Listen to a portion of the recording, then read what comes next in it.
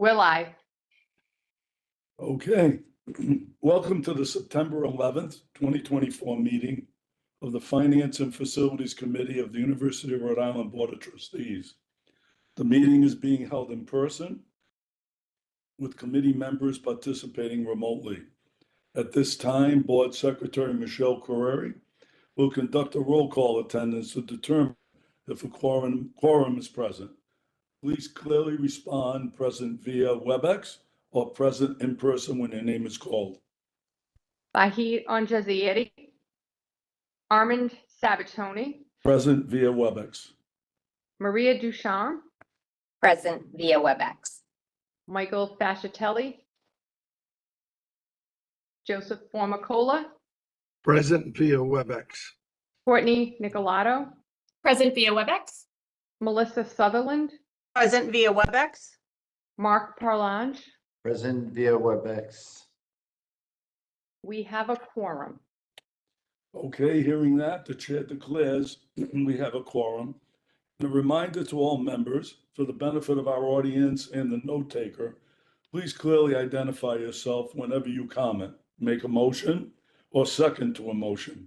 Participants using WebEx are required to keep their cameras on, as remote members and all persons present at the meeting location must be clearly audible and visible to each other.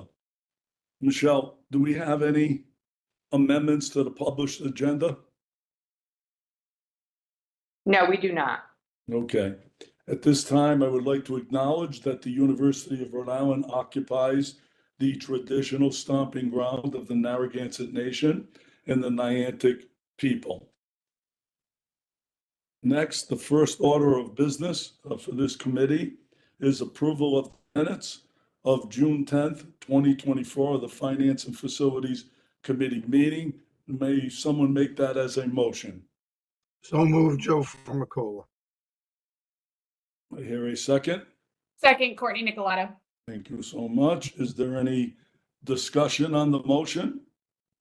Hearing none, all in favor will say yes. Yes. Yes. Yes. Opposed, no. Any abstentions? None. Hearing none, the motion passes, is approved. Next on the item, we have a few items on the agenda for discussion items. There's no action necessary, but we will get a full presentation on the following.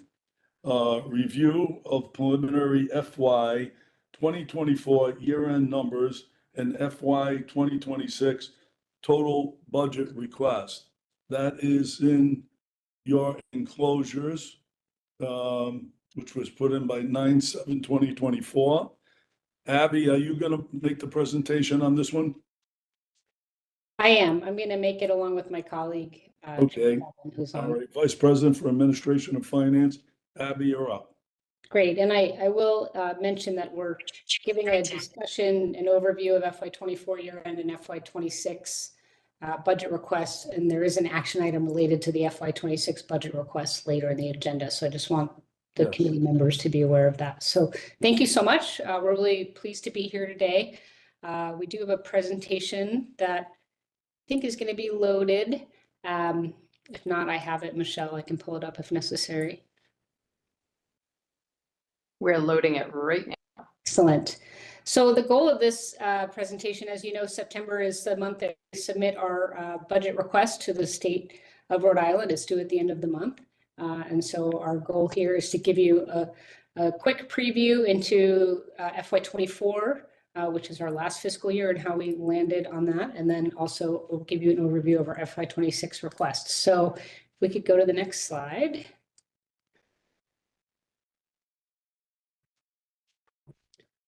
Okay, so this is just a snapshot of where we landed in FY24. So just for context, FY24 is the fiscal year we just finished. FY25 is a fiscal year we're in. FY26 is a fiscal year that we will be requesting and submitting a budget to the state for. And the Board of Trustees does review the audited financial statements at the November meeting. So these are pre-audit actuals. So we're actually in the process of the audit right now to look at our FY24 financial statements, but it's on the committee calendar to give you an update of where we landed. So if you look at this slide, it's a very high-level summary, and it gives a preliminary look at where we landed. And this is just Fund 100, so these are unrestricted dollars, which include tuition and fees and state appropriations primarily, and a couple of other sources. So in FY24, we budgeted for revenue coming in at $512.6 million and an expense of $516.7 million, and we were planning for an anticipated budgeted shortfall of $4.1 million going into FY24 based on the information we had when that was submitted in September of 23. You'll see that our pre-audit actuals show that we actually came in higher than anticipated on revenue and lower than anticipated on expense. And so we're actually ending the year with an underspend of $27 million. So if we go to the next slide, I'll share a little bit more about that. So the explanation really, there are a lot of factors that were involved in this. We understood that it was going to be, we were going to be kind of heading into a challenging year. And so we did put some measures in place to make sure, specifically around a vacancy dollar spend freeze at the university, to make sure that we were able to keep our expenses down. We also made some targeted investments to increase our enrollment that were very successful. And we have our AVP for enrollment management and student success here today, Dean Labuti. He's going to talk a little bit about enrollment later and is here to answer any questions. But this was a bit of looking throughout the fiscal year at what we saw coming, and we're pleased with where we landed. Much of the underspend, I will say, is attributable to kind of one-time impacts. So we had that vacancy freeze savings that I mentioned. A significant portion of our underspend is related to vacancy, so actually salary dollars that weren't spent during the year. We also had a few other impacts. We got a one-time $2.7 million reimbursement from the state, which was based on the state reassessing their assessed fringe rate. So that was a one-time impact. But these all were kind of one-time contributions to where we landed. We are concerned about upcoming years for a number of reasons, which we'll also touch on later in the presentation. We know that we're facing increasing competition with free and reduced tuition offerings, both in Rhode Island institutions and also systems in our neighboring states.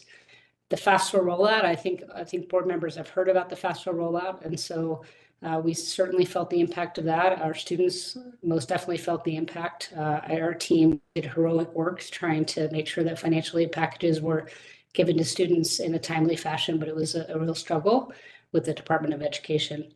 And then, as I mentioned earlier, sort of the continued impacts of the Hope and Promise Scholarship. So I'm happy to answer any questions you might have about that. We're also going to go in more detail with the financial statements at the November meeting.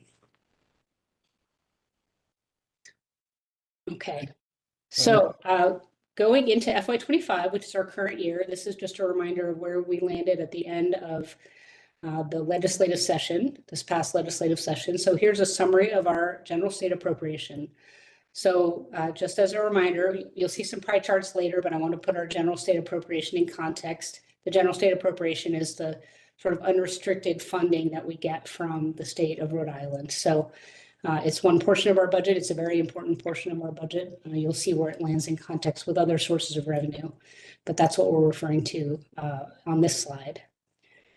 So this provides a summary of where we landed. You'll see that in FY25, our kind of baseline request, 105.4, is what we had received the year prior from the state of Rhode Island. So that was our initial request. So we were hoping to at least get that funded. And then we anticipated that we would have a $4.1 million shortfall, as I mentioned in the prior slide. And then we had asked for a current service level of $27.7 million. So this is basically sort of keeping things running, contractual obligations. And then we had asked for $14.3 million in strategic initiatives, which are kind of critical strategic initiatives to support each pillar of our strategic plan. So that's how what we submitted to OMB in the beginning of September of last year. And then where we landed at the end of the legislative session is we did get our full base operating budget, the 105.4. We did not get any funding to support our operating shortfall. We got $5.4 million to support our current service level. And of note, K of that was dedicated to an ERP implementation that the state is ongoing. So we're going to have some billing from the state to support their ERP system. So they provided us some appropriations to address that. And then on the strategic initiatives, we didn't get any funding. So we landed at 110.8, which was approximately 5% more of beyond where we started in FY25. So that's context for where we were. We had a significant bump in the general state appropriation in FY24, not as much of a bump in FY25. Obviously, we're very thankful for all the funding that we get from OMB and from the legislature, but I want to give you that context as we start talking about FY26. Any questions on that? Okay.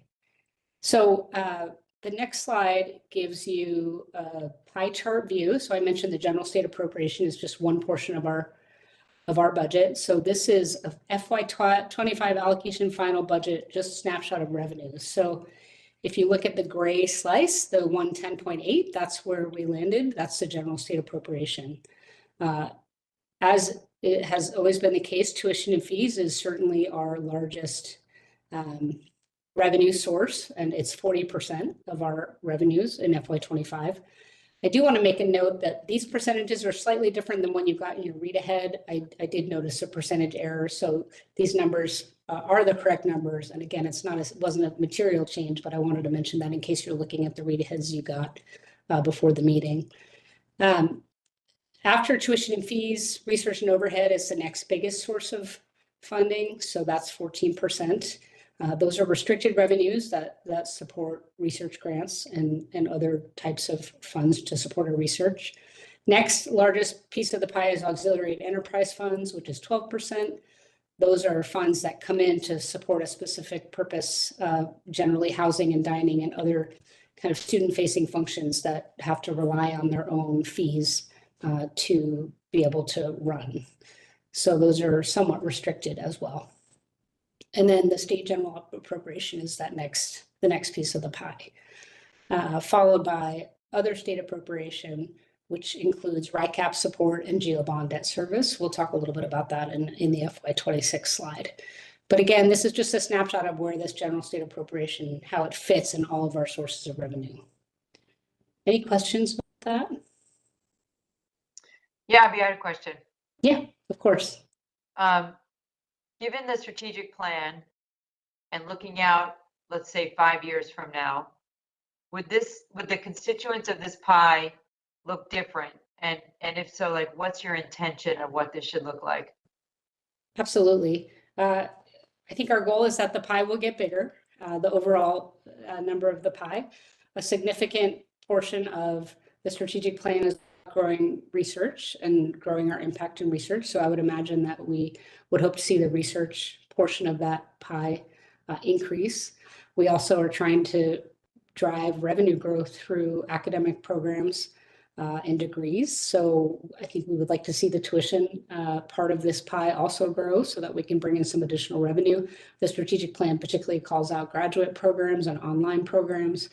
I think undergraduate growth is not necessarily our focus at this time because we're constrained with other things like housing, as we've talked about as a board. That may change in future years.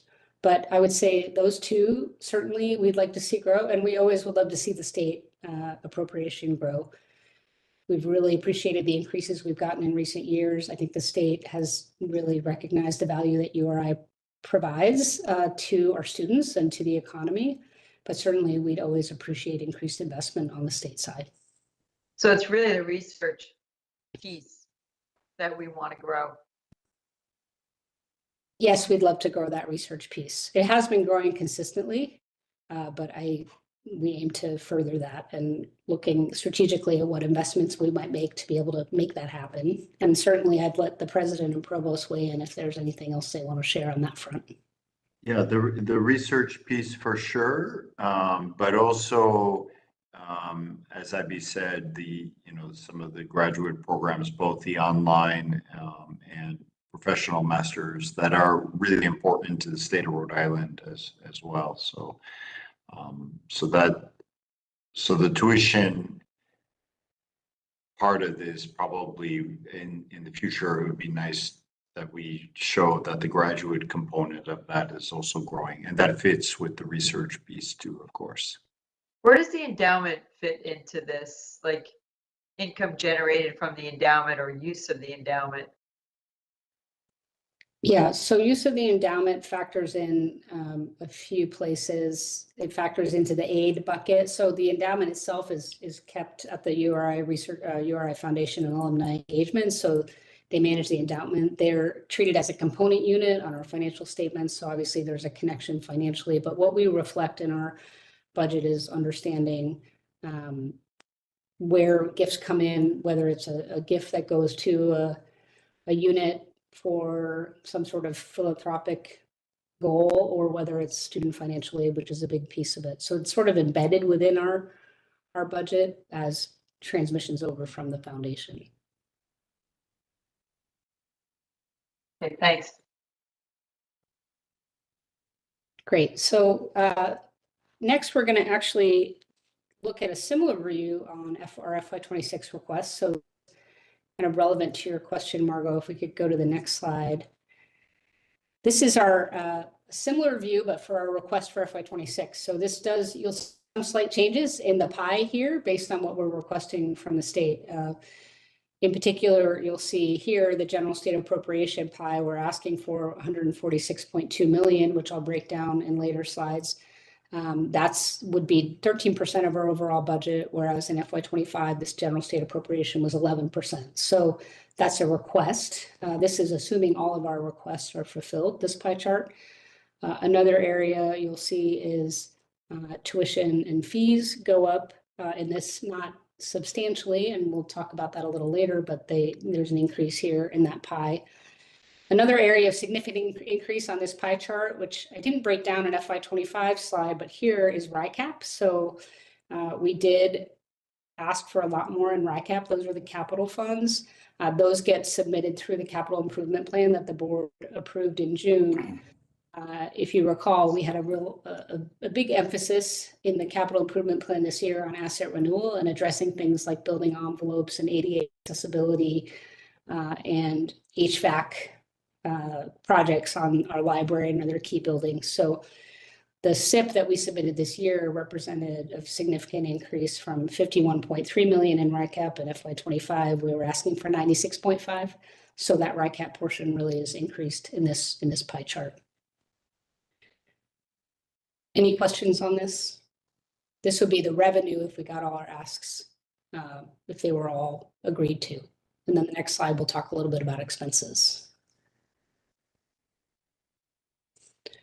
So this is a pie chart that talks about our expenses. So we generally submit a balanced budget to the state. So here you're looking at the same total amount.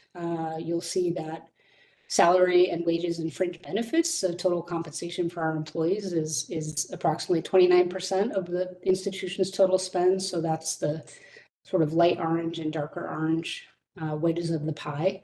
That's our largest expense. And then next, I'll just mention financial aid. So there are two green slices on financial aid. The light green is external financial aid. So that's funding that comes in from the federal government that we then disperse out right to students.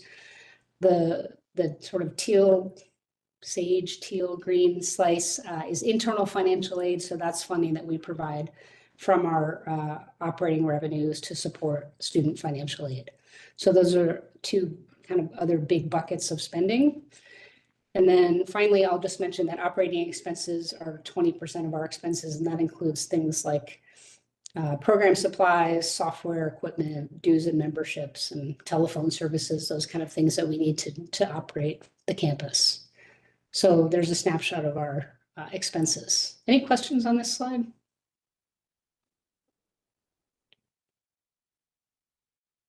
Okay, great. I'm going to turn it over to my colleague, AVP for Financial Strategy and Planning, John Pullman. He's going to talk a little bit about our enrollment assumptions going into FY26. We also have, as I mentioned, Dean Labudi here who can answer any specific questions you might have. So I'll turn it over to John. Great. Thanks, Abby. So if I could call your attention to the top left table. We are planning for undergraduate full-time enrollment to drop slightly compared to FY25 budgeted levels. And this is largely attributable to anticipated shifts in our enrollment this year based on preliminary fall 2024 enrollment data. As a reminder, our official fall census date is October 15th. Our FY25 budget was built assuming an incoming class of 3,235 in fall 2024. However, as Abby mentioned, we anticipate falling just short of that target, particularly within the out-of-state first-year population. While the FY25 budget enrollment assumptions remain unaltered, the missing of these fall 2024 targets is assumed in the FY25 budget request and is the primary driver for the decline you see in that top left table. While we also assume that we return to normal incoming class levels for fall 2025, the fall 2024 miss compared to target perpetuates until that cohort graduates 4 years from now. We're doing everything in our power to mitigate the impact of this miss. And as Abby mentioned, we do have Dean Labuti here who can speak to any of those strategies should members of the board be interested in hearing more. We also continue to experience the impact of URI's exclusion from state support associated with the Hope Scholarship and Rhode Island Promise programs. As mentioned, we will continue to monitor enrollment movements closely as we approach our fall census date, and we will incorporate updated fall enrollment figures into the scenarios that will be presented to the board for consideration during our February meeting. Next, the top right table outlines our forecasted graduate full-time enrollments.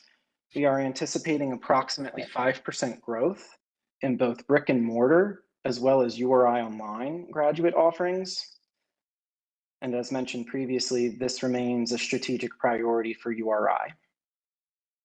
We continue to work closely with the deans of the degree granting colleges to evaluate enrollment forecasts associated with programs being supported through the Strategic Investment Initiative seed funding.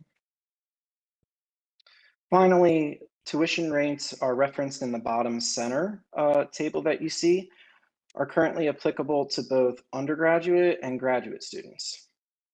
As you can see, we're including a baseline 3% tuition increase consistent with last year's budget request submission, with the understanding that this may change as we consider a wider range of rates, particularly for professional graduate programs.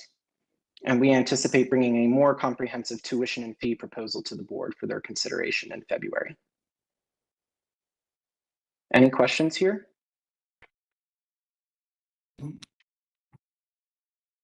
Okay, next slide, please. So I'll do my best to give an overview of considerations related to enrollment with Dean here to speak to any of these in more detail if desired. So for fall 2024, we have a record number of undergraduate applications of almost 27,000.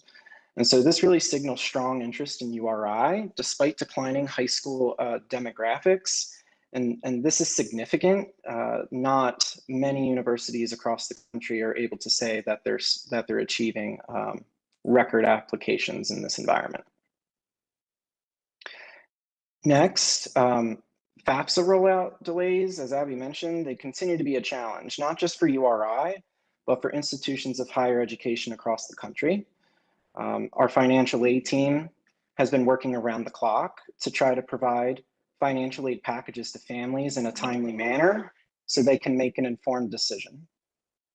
As the rollout has been delayed to December 1st, this has the potential to impact fall 2025 enrollments as well.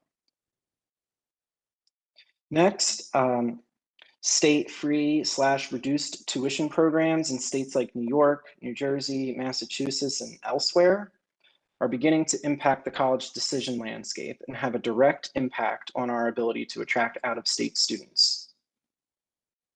Again, an update will be forthcoming post-census on October 15th as we wrap our arms around which institutions we're losing students to.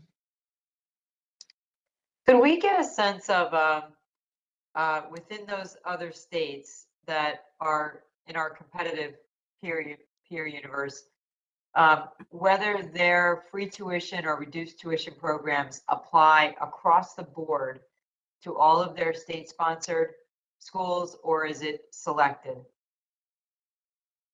Yeah, Dean, do you want to Not weigh in on today. that? And not today, but if you don't have it today, but I'd love to see that in our peer institutions or states. The model, I can give you more details on the side, but I can say that New York is across the SUNY system in over 20 of their different institutions. New Jersey is at Rutgers up to a certain income. Massachusetts is throughout the state at the community college level. So we've been monitoring that very closely. And new ones keep getting approved by state legislation almost every couple of months. So the big one was when New York offered the in-state tuition rate to neighboring states in over 20 of their schools. So it can be from New Jersey, Massachusetts, Connecticut, New York system for their in-state rate, thus actually creating in-state residents that are now out of state. So there's a lot of complexity happening. And once I get the data, where are admitted students enrolled that I want to present to the board every year, I'll be able to show you the impact of those free programs on how it changed the yield at other schools like at URI. So that's forthcoming once we get past that census date. Good. Yeah, it'd be really great to have a presentation of the board on that. Great, thanks, Marco. So next, yield and retention continue to be areas of focus. So yield means the number of students who have been granted admission to URI, how many of them actually enroll. And so there are a number of factors that impact our yield, such as perceived value, housing and other amenities, strategic financial aid packaging, an increasingly competitive landscape, et cetera. And then for retention, we want students to stay here once we do the hard work of getting them initially enrolled. And of course, this supports and is in alignment with institutional student success goals that we have here at URI. Finally, we will be closely monitoring the impact of tuition increases, the rapidly evolving economic environment, including the state of loan interest rates, FAFSA impacts, and housing availability on fall 2024 enrollments. As mentioned here, we're currently in the registration period. And again, this analysis will inform the tuition and fee scenarios that are presented to the board in February. So I'll pause here. Any further questions from members of the board?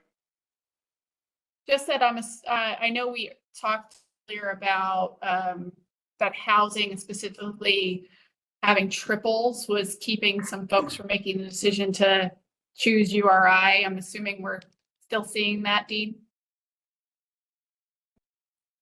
We are. I apologize if my microphone's having some problems. Yes. We are, and housing continues to be a top priority for URI to help address that, which we'll have an opportunity to talk more about. But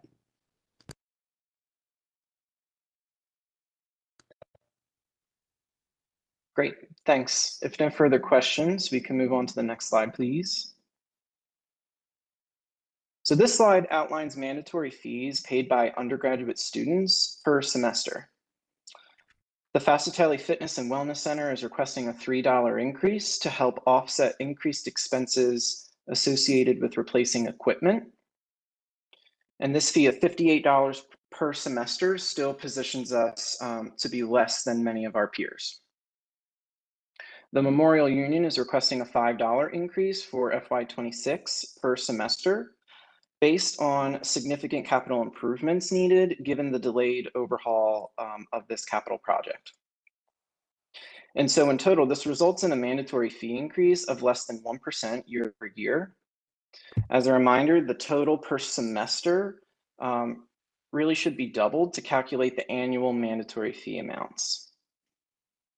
Fee increases related to auxiliary areas like housing and dining will be reflected as part of the total cost of attendance discussion that will take place during the February meeting cycle. Next slide, please. This table provides an overview of URI's FY26 state appropriation request. As Abby mentioned, we are incredibly thankful to the state of Rhode Island for the $110.8 million general appropriation we received in FY25. For FY26 requests, we also break down our request into 4 categories. The first is URI's anticipated operating shortfall, which, as Abby mentioned, has increased from 4.1 million last year to 5.7 million in FY25. This is partially a result of targeted investments aimed to grow revenue, as well as the need to continue to fund our current service level requirements, despite not being fully funded last year. Next is the current service level bucket, and this can really be thought of as contractual increases or cost of doing business items. Our FY26 CSL ask is 21.6 million, and our next slide will provide more detail around what makes up this bucket. Finally, our strategic initiative request of 13.6 million will allow URI to deliver on the bold vision as outlined in our recently completed Focus URI strategic plan. A subsequent slide will provide further details. And so when you add these 3 buckets together, it totals the 151.7 million that you see here, but the state asks us to take into account anticipated incremental revenue coming in to support the university from tuition and fees and other sources. And so that is represented with the negative or offsetting $5.5 million you see there. And so when you reduce our total request by that amount, that is how we get to our final state general appropriation ask of 146.2 million. Any questions here? Okay, next slide, please. This slide highlights the items included in our current service level request. And so while I won't explain everything here, I'd like to point out the COLA contractual row at the very top, which is 15.6 million, as this is our largest bucket within the CSL umbrella. COLA, as a reminder, stands for cost of living adjustments, which includes required increases as outlined in various collective bargaining agreements and planning factors or assumptions for our non-classified, non-union staff. Next slide, please. And so last but not least, this slide provides further detail around URI's strategic initiative request. Although these are represented or described here as strategic investments, they also represent critical operating support that URI needs in order to function. These 4 buckets are largely similar to last year's asks, none of which were funded, and reflect direct alignment with our recently completed Focus URI strategic plan, and should be thought of as supporting our 4 strategic plan priorities. The first relates to priority 1 of our strategic plan of broadening our impact. 5.3 million is being requested here, which includes $3 million to support 20 new faculty lines within the umbrella of the life sciences, which aligns with priorities of the state of Rhode Island, and $2.3 million for state land grant matching funds. URI is a land grant institution, and as such, we incur expenses of approximately $3 million annually associated with holding that designation. We received 0.6 million or $600,000 from the state in a previous cycle, and so this $2.3 million ask represents the remaining gap. Second is strategic priority 2 of enhancing student achievement. Our student advisor ratios are currently approximately 900 students to 1 advisor, which is significantly higher than our peers, as well as leading practice. And so this $2 million request would support 20 new academic advisors, which will help us get closer to our targeted KPI of 300 students to 1 advisor, which is considered best practice within public higher education. Our third strategic priority is around fostering an inclusive culture. This $2.3 million request will provide critical operating support for our renowned talent development program, which provides support to Rhode Islanders from underrepresented or underserved populations. This will also help support Rhode Island National Guard students who receive support from URI for their affiliation with the National Guard, as well as the URI Narragansett Undergraduate Scholarship, which provides full in-state tuition and fees for up to 4 years for students of Narragansett ancestry. Last but not least is our fourth strategic priority of powering the University of the Future. This $4 million request will help URI with its IT modernization efforts. And so this will allow us to not only execute on big ticket items, such as our pending ERP transition, but also address other critical needs, things like audiovisual upgrades within academic classroom spaces, cloud migration efforts, research computing support, and the establishment of a change management office to support the many transformational efforts being envisioned over the next several fiscal years here at URI. This request is down from the $7 million we requested last year, as the university had to fund some of these items in the absence of state support to ensure we could continue to deliver required services to our students and faculty.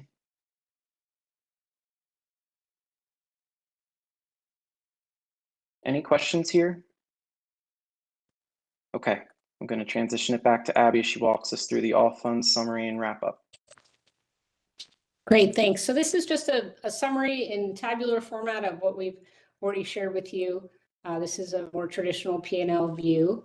It shows the FY24 pre-audit actuals, our FY25 allocation, the current year we're in, and then our FY26 request, as well as some the margins between 26 request and 25.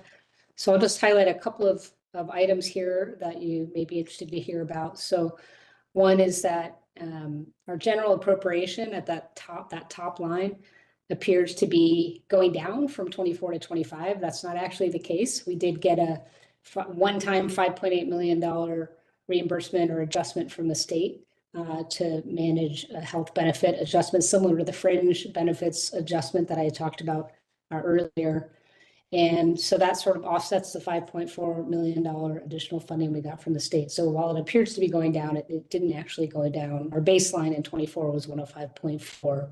So our FY25 allocation was 110.8. The other piece I'll mention is tuition and fees appears to only be growing 2% from FY25 to 26, even though last year we did have a tuition increase, and this year we're including an assumption increase of 3%, and that's mostly a reflection of the fact that we didn't hit our targets or we don't anticipate hitting our targets in FY25, so we see the impact of that in our FY26 request. Finally, there is a reduction in GO debt service, which is really a state number, so the state appropriates us general obligation bond debt service based on our needs, and then we have that to pay our general obligation bond debt service, and that's going down slightly, but that's really just a impact of interest costs on the GO bond issuances. And then finally, I already mentioned on the RICAP, the other capital expenses, you'll see here it's an increase of 94.1% from FY25 to FY26. So that's a significant increase in RICAP that I mentioned earlier. That's on our capital improvement plan. So you'll see at the very bottom line, we're anticipating a $5.7 million operating budget shortfall. So that's reflected there. Again, it's up from the 4.1 based on some targeted investments that we made and having to cover some of the CSL items that weren't funded last year. So this is just a summary. Hopefully it's a useful way to look at the numbers again. I always find it useful to look at them in a few different ways. Happy to answer any questions that you might have on this slide.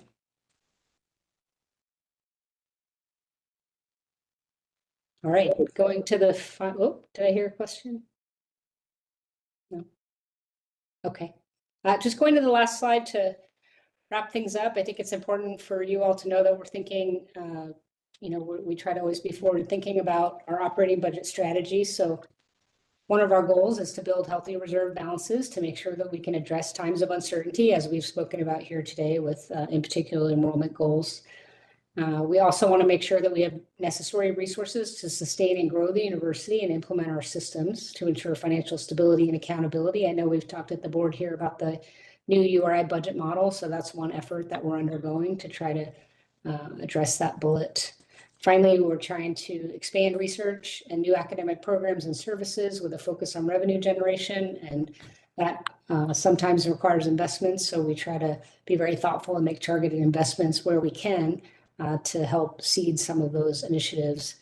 And then finally, we're always seeking to reduce administrative burden and expenses through efficiency savings, including process improvements. And it says IT here, but it's really a sort of modernization of all of our underlying infrastructure that supports the university. So just want to end on our kind of philosophy and efforts there. And again, happy to answer any questions. This is a discussion, and then we are seeking approval from the committee to recommend for the full board for the 26 requests that we just outlined later in the agenda. Very good. Extremely comprehensive. All right, we have one more additional item. Abby, do you want to speak to us about approvals under the delegation of authority to the president relating to land and property? Yes, so I won't spend a lot of time on this because hopefully you all have the memo. This is a requirement at every meeting. We have to just report on any actions that the president or his team take under the delegation related to land and property. So there are 4 items in the memo. The first is that we got an amendment approved to an existing facility use and real estate license between URI and Greenfins Global LLC, which is a company that engages in aquacultural related research. So that was just expanding or extending the agreement for 5 months. The second was a lease agreement between the town of Narragansett and University of Rhode Island for 95 Middlebridge Road, which is what the URI women's crew team uses for their structure to hold their shells and where they actually have practice out of. The third was a lease agreement between URI and South County Donuts, which is our Dunkin' Donuts within the Memorial Union, which is right across from my office, and I go more often than I should. So we did update the lease agreement there. And then finally, we finalized the facility use agreement for URI's footprint in Shepherd. You may recall we moved from being the manager of the Shepherd building to being a tenant of the Shepherd building at a much reduced square footage. We moved a lot of the folks that were in the Shepherd building back to the Kingston campus, but we do have a number of researchers and other offices that are remaining in Shepherd. So we work with DOA and finalized a 3-year lease agreement so that we could keep those employees in the Shepherd building for the next 3 years. So those are just the 4 items that we executed between the last board meeting and this board meeting. Any questions on that, Fab? Okay, the next item on the agenda is a call for an executive session. Just bear with me. I need to read some of these items into the record. The committee is to seek to enter into an executive session for the following items: discussion or consideration related to the acquisition or lease of real property for public purposes, or the disposition of publicly held property wherein advanced public information would be detrimental to the public interest pursuant to Rhode Island General Laws 42-46-5A5 specifically. In executive session, we will receive an update on the new university housing and also a discussion of a matter related to the question of the investment of public funds, where the premature disclosure would adversely affect the public interest pursuant to Rhode Island General Laws 42-46-5A7 specifically. Also, additionally, we'll speak about resources, acquisitions, and planning of software. May the chair have a motion to the following. Rhode Island General Laws 42-46-5A5 for discussion or consideration related to the acquisition or lease of the real property for public purposes, or the disposition of the publicly held property wherein the advanced public information will be detrimental to public interest specifically update on the new university housing. And two, Rhode Island 42-46 5A7 for discussion of a matter related to the question of the investment of these public funds with a premature disclosure would adversely affect the public interest, specifically resources acquisition and the planning of software. Does the chair hear that as a motion? This is Attorney so moved. Do I hear a sec? Joe Joe, Formicola, second. thank you. All in favor, vote yes. Yes. Yes. Yes. Opposed? Hearing none. Any abstentions? None. The motion is approved. May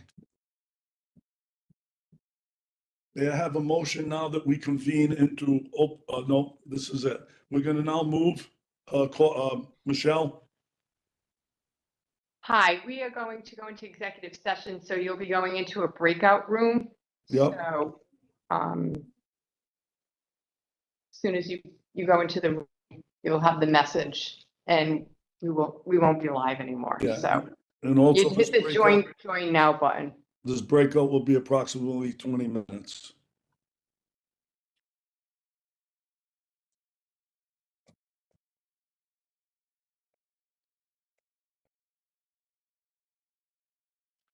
Can't find it.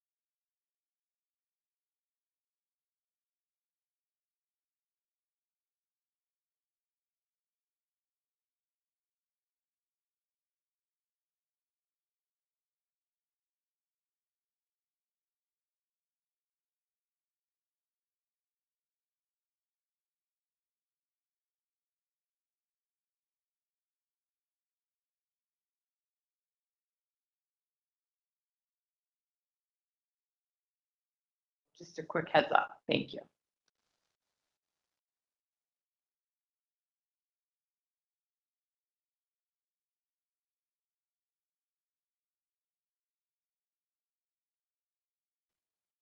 Okay, we are all back. We are all in open session. We're live.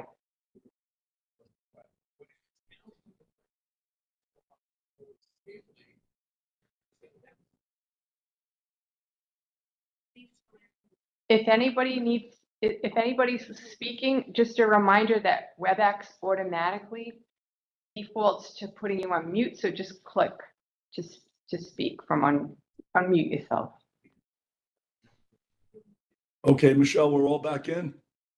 Yes, we're all back in and we're live. Okay, first order of business in open session is, the chair is asking for a motion to seal the executive session minutes. Do I hear that as a motion? This is Courtney, so moved. Thank you, Courtney. Second, someone? Second, Maria. Great. All in favor, say yes. Yes. Yes. Against, no. Abstentions? Hearing none, the motion is approved. Okay, next item is an action item for a vote, and we will be we'll be talking about the approval of the University of Rhode Island total budget request for FY 2026 and the recommendation to the URI Board of Trustees for approval. So the motion will be, the chair is asking that the committee recommend that the Board of Approval approves the University of Rhode Island FY 2026 total budget request as set forth in your enclosures and recommended and presented. Do I hear that as a motion? Yeah, I have a quick question. Sure, Joe. Does that mean that we've agreed on the tuition? I know in the past we've had debates. Well, what usually happens, Mike, we put a figure in there. Right. But if you recall, when we get to the full board, we usually have a lengthy discussion on that one issue. So Right. we can recommend, unless you want to hold off the recommendation on that specific line item, we could do that too. No, I know we normally debate this, and there's a lot of different views, but in that recommendation, we have a certain percentage that we're baking into the budget. May I, is it okay if I jump in? Sure. This is Abby. So I just want to remind the committee that last year the committee approved and the board approved shifting final approval of tuition and fees until the February meeting. So what you're approving right now has assumptions built in on tuition and fees, but we're going to come to you with a much more detailed proposal in February. The reason we did that is to sort of decouple the tuition approval from the required state submission in September, because we have a lot more information Right. after our census and after October. So you will be approving the state budget submission, and included in the state budget submission is an assumption of tuition and fees, but you won't finally approve tuition and fees until February. I hope that helps clarify. Yeah, same as we've done it before. That's fine. Just Yep. Yeah, we will, Mike. Okay, any further discussion? All in favor? I need a second. I had a motion on it. Do I hear a second? second, Mike Kelly. Okay, thank you. All in favor, say yes. Yes. Yes. Against, no. Abstentions? Hearing none, the motion is approved. Okay, next item on the agenda is adjournment. And before we do that, we usually look for Waldo. Where is Fahid? Okay, he's not there. All right. Excuse me, one moment, Armand. I was gonna let him make the motion. Did he ever get back? No, I haven't heard back. The only thing is, just before we started to have the first motion, I didn't hear who did that. It was either Because I Courtney. think Mike had a question. Yeah, I No, don't know if we did. I think it was I thought it Maria. was Joe. Might have been Joe. Joe, did you do the motion on the budget? Yes. Joe was You're on first. mute, Joe. Joe you're was on mute. first. Do we get that square or we need to do it again? You're on mute, Joe. You're on mute, Joe. Okay, so Joe was first and a second then? Was Mike. Was Mike Fascitelli Okay, after we discussed the Great. issue. After we discussed it, I seconded it. great, thank you. Okay, we square? We are, thanks. Terrific. Okay, gotta get the record correct. Next item on the agenda is an adjournment. Do I hear a motion to adjourn? This is Courtney, so moved. Thank you. Second? Maria, second. Okay, all in favor, say yes. Yes. Yes. Okay, opposed, no. Abstentions? Motion is approved. Thank you so much. Good meeting. Abby, you and your team, terrific. Great job. Thank you. Thanks, Maria. everybody. Bye-bye. Yeah.